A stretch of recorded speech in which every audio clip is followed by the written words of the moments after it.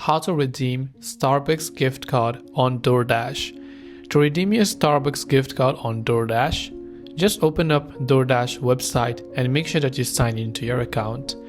Once you're signed into your account, what you want to do is click on the gift cards option from the left hand side of the screen. Here you can shop for various gift cards, but we are trying to redeem a gift card from Starbucks. To do so, you can click on the redeem button from the top right hand side of the screen, and here you can simply enter your gift card PIN. Once you type in your PIN, you can click the redeem button. If it is redeemable, you'll be able to redeem your DoorDash gift card. Now, if it is not letting you redeem, then it could be that DoorDash might not be accepting that particular gift card. Now in that case, you can simply try to sell your current gift card for a DoorDash gift card and try to redeem it, or you can sell your Starbucks gift card for cash to anybody that you know or through various online platforms.